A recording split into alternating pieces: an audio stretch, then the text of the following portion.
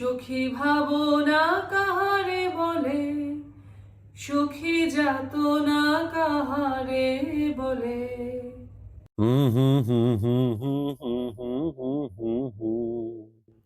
তোমরা যে বলো দিবস রজনী, ভালোবাসা ভালোবাসা। বাহ, সুখী ভালোবাসা কারে কয়, কারে কয়। লা লা লা লা লা, লা লা লা লা। বাহ, গানটা কিন্তু তুই বেড়ে গাস। আর পাম্পট্টি দেওয়ার লাগবো না। পামপট্টি? এই পামপট্টিটা আবার কি? সহজ সরল বাংলা ভাষা। বাহ বাহ, এমন ভাবে কথা বলছো যেন আমি হিব্রু ভাষায় কথা বলছি, বাংলা ভাষা আমি জানি না।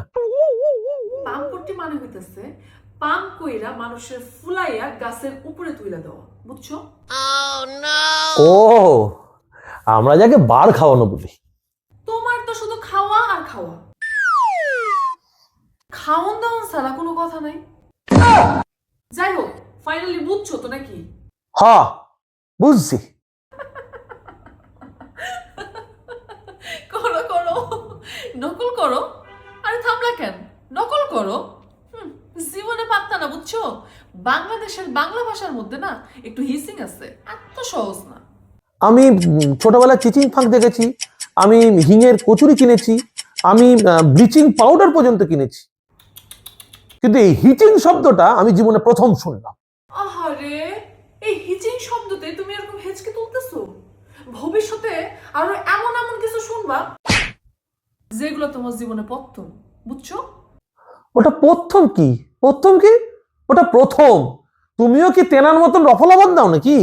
কি তিনার মতো মানে? কার মতো? আর একটু বুঝায় কও না, এমন করতেছো কেন?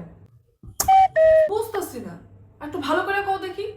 আরে তিনি তিনি তিনার মতো। এইবার বুঝছি। হ, তিনার মতো। আমিও বাদ দিই রফালা।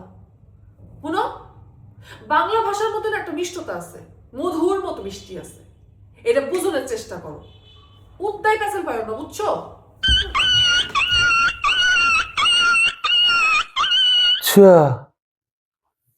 কি এরা দায়ী বলে চলে গেল, লোকে তো যাওয়ার সময় বাই বলে।